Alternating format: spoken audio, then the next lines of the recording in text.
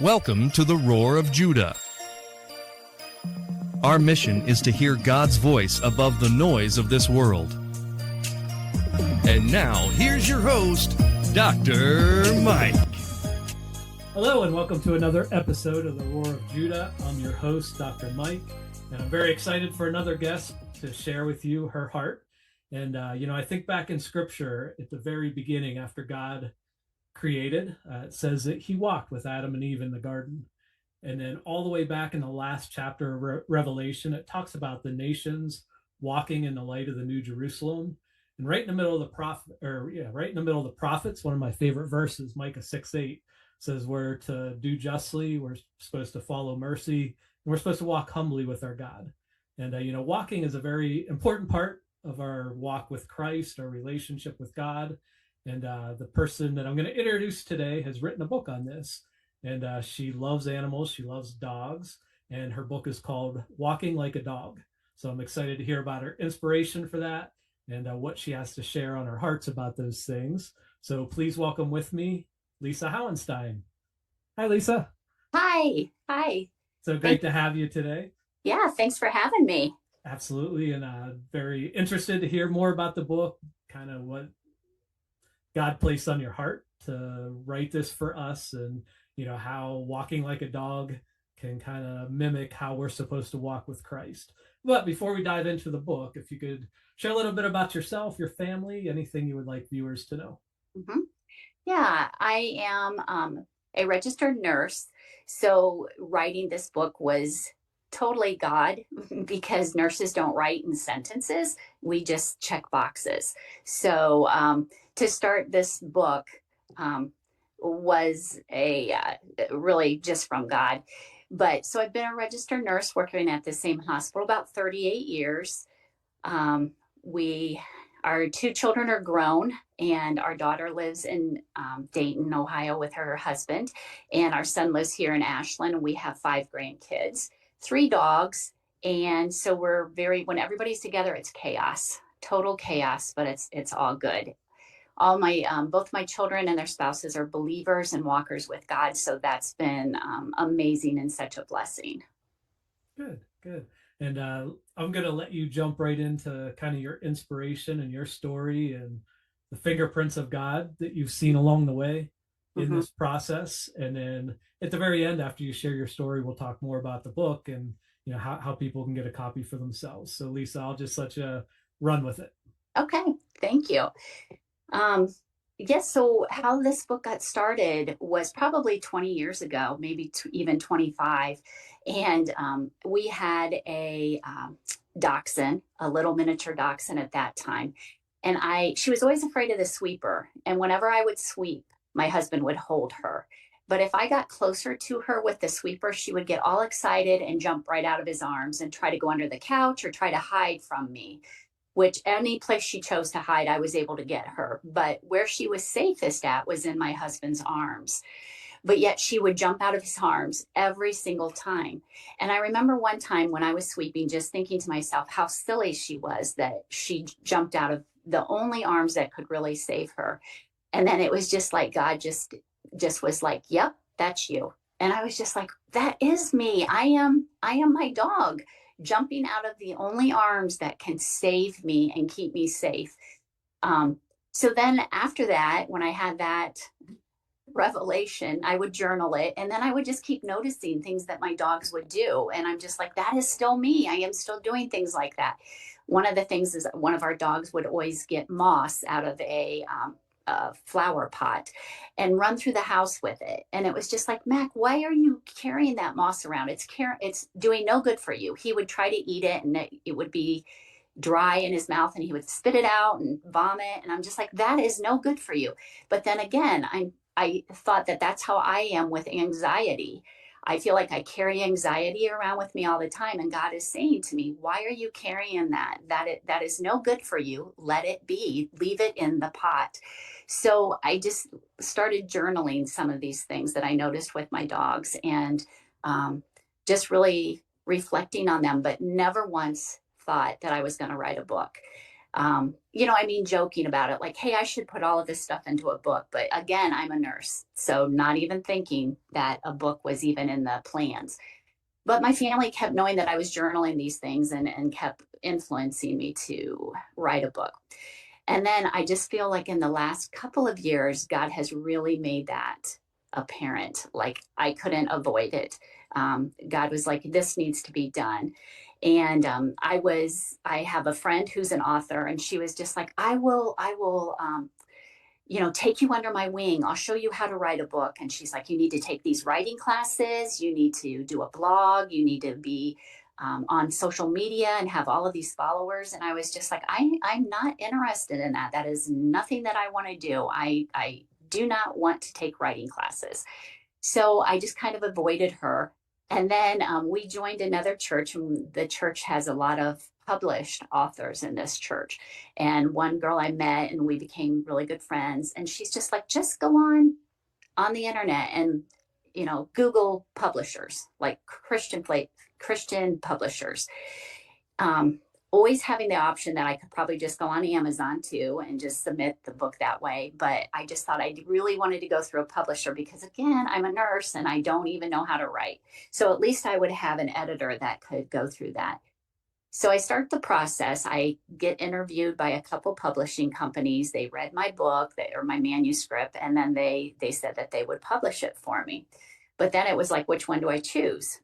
So one day I was at our local Y here in my hometown, and I'm there by myself, 5 a.m. in the morning, by myself, and all of a sudden on the television screens come advertisement for this publishing company, Christian Faith Publishing, and that was the one that I had interviewed with. And I was just like, oh God, thank you. Thank you. This is the one that obviously he wanted me to go with. I've never seen that commercial before, never seen it again. But that morning, 5 a.m., I'm alone at the Y, and that commercial came on TV. So that's the one that I chose to go with. So I feel like in this process, God has been involved through the whole thing. And I told Mike, I think when he asked me about this, is that this is God's book. It is not mine. It is not mine. I just wrote it, but it is totally God. The book is about my experiences, my life and stuff. So it's been healing. It's been healing to write it. It's been healing to read it. And like I said, I like the publishing company. They were able to do exactly what I wanted to do. God is revealed in it, and that's all that I wanted to be, is for him to be glorified. Mike, you mentioned at the beginning about Genesis, and in Genesis, I do say that, day 6 is when dogs were created and animals were created. And I just feel that that's what I referenced in the book, that God uses his creation to reveal himself. And to me, it was evident in things that my dogs did. I was doing the same way. We were walking the same in our life.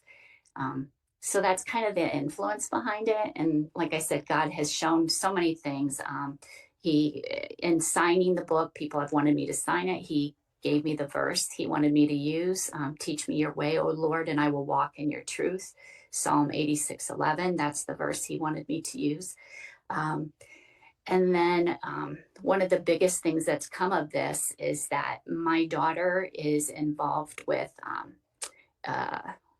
it's a nonprofit group in Dayton called Dear Dinah, and it supports survivors of human trafficking.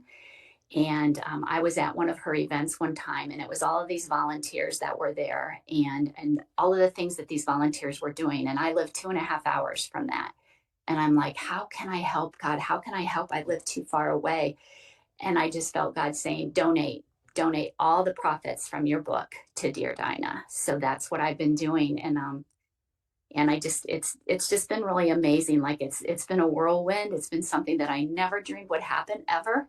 But God was I just feel very confident that God has been in this and wanted me to pursue this. So that's kind of where it's been. And to think of something amazing that's happened through this, I don't even know. And I think that that's what's the most exciting about it. For some reason, God wanted this book written, published.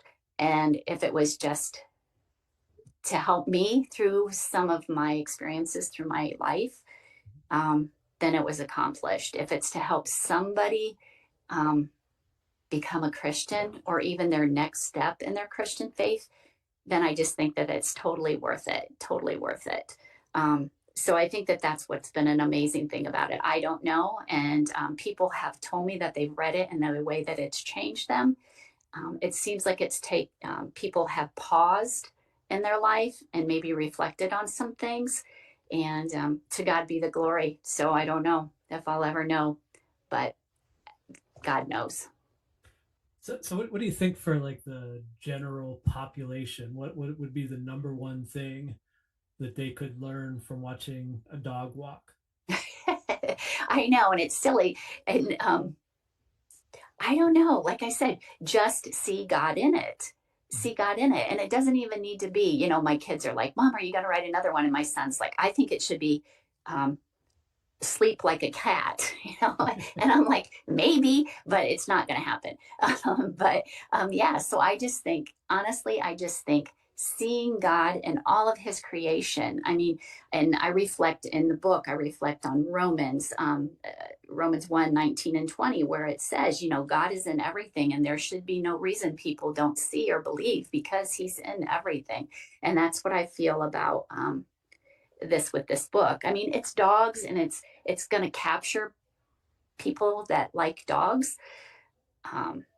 But I hope that they see the real meaning of it. And I don't even want them to see the meaning of me, but just that God is in everything and to see it and acknowledge it. Yeah.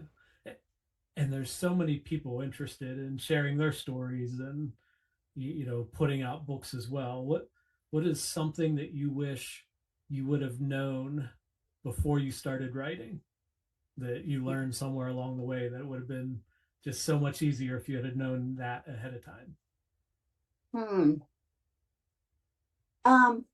I think is probably just, if you have that feeling that you want to, then do it.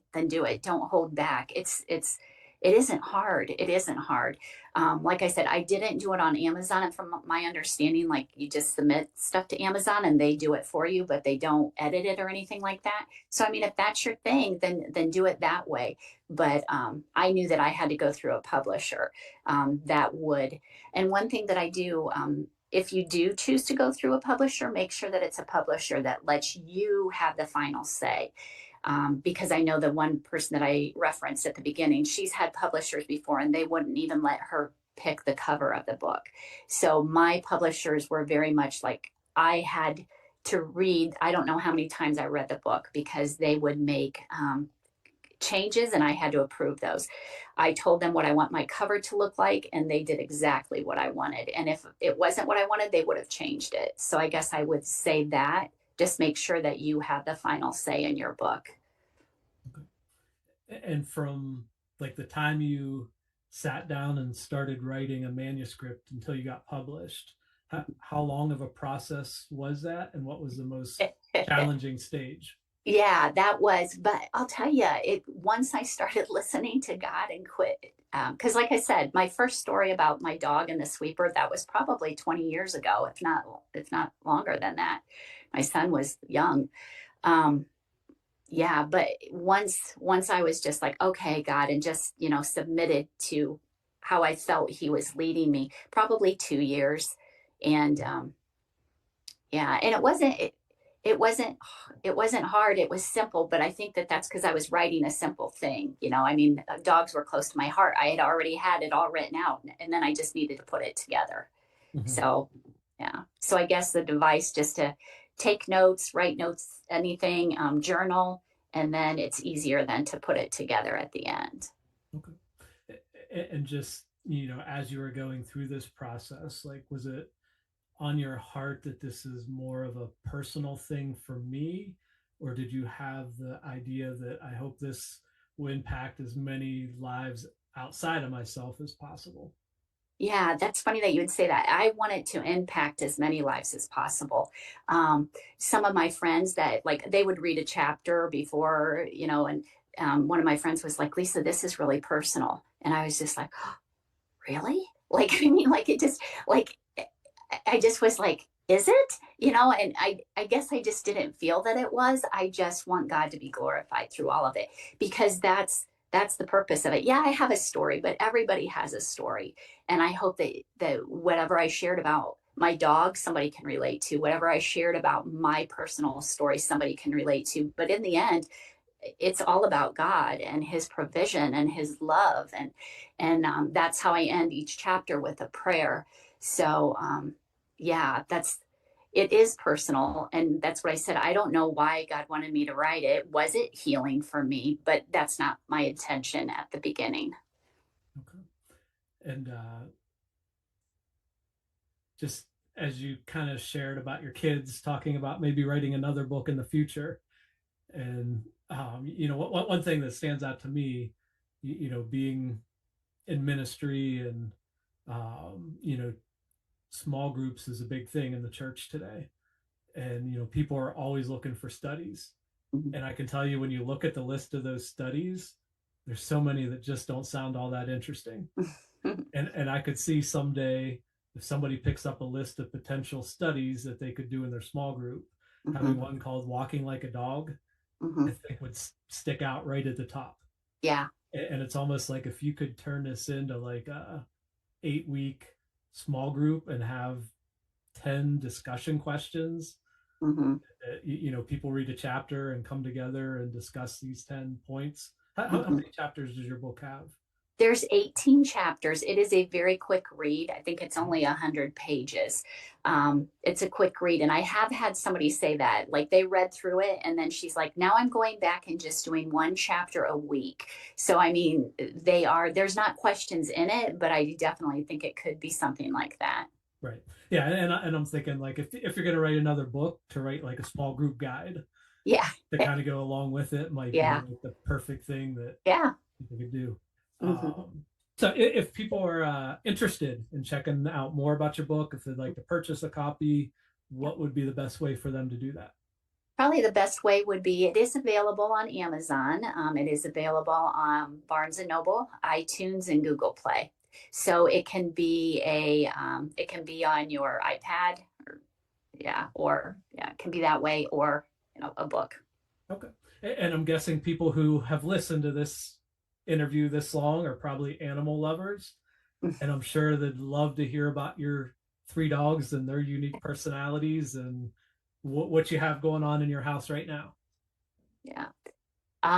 So we have 3 dogs. 2 of them are labs. One of them is an English lab, and then the other one is an American lab. They will both be 9. Mac will be 9 at the end of this month. Macy will be 9 in February. And then we inherited a peekapoo when my mom died, and she is 12, and she's going to outlive all of us. I'm probably going to have to put her in my will, because little dogs just last long. She's been in our house for 4 years, and she has become the alpha. My big dogs are 80 pounds, and they're afraid of her. Mm-hmm. So that's how our household is right now. And look, I'm looking at your book cover. Is that your daughter and Macy on there, or that's just totally random? That is random. There is, and if you look at the cover a little bit closer, there's a black lab on there too. So there is 2 dogs on there, a yellow and a black.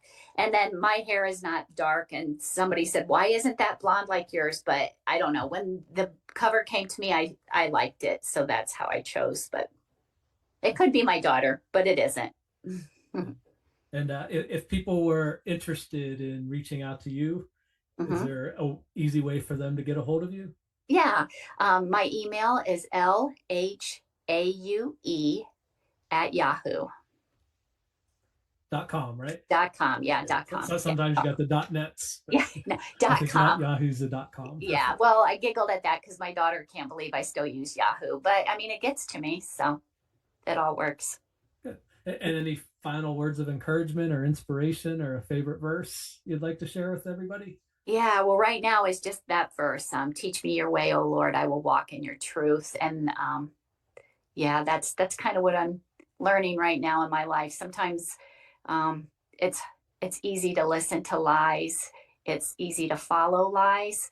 And God is truth. And so just teach me your way so I can walk in your truth and not listen to the lies of the world. So my encouragement would just be do it. If you feel encouraged to write or encouraged to read the book, do it. Do it. Yeah. And thank you so much for sharing your heart and also following God's leading in writing the book. And, my prayers would be it impacts way more people than you could ever imagine. Yeah. Amen. Thank you. And hopefully somebody listening today is going to seek it out, find it. And like I said, it just is going to have a huge impact on their walk with Christ. I pray that also. Thank you. Yeah. So thank you so much, Lisa. Thanks so much for watching this episode of the Roar of Judah Show with Dr. Mike. I hope you were inspired and encouraged to grow in your own faith. Please follow us online. We're on YouTube, Facebook, TikTok, Instagram, your favorite podcast platform, all under Roar of Judah Show. Also, we'd love to hear from our viewers. Leave a comment. If you want to email us, we're roarofjudahshow@gmail.com. You can also visit us online. The website is www.roarofjudahshow.com. On there's a link to our online store. I'm a licensed professional counselor. I specialize in anxiety treatment. You can find my Freedom from Anxiety video program that's already helped thousands of people. Also, I have a 90-day Freedom from Anxiety devotional book. We also have all kinds of merchandise to help you share your faith, and I hope you'll check that out. We also believe that we all have a story that declares God's glory. If you'd like to be a guest on this show, we'd love to have you. On the website, towards the bottom, there's a little form that you can fill out, and we would love to hear your story. So may the Lord bless you. May the Lord keep you. May his face shine upon you as you let your light shine so others would see your good deeds and worship your Father in heaven. This is Dr. Mike signing off. Until next time.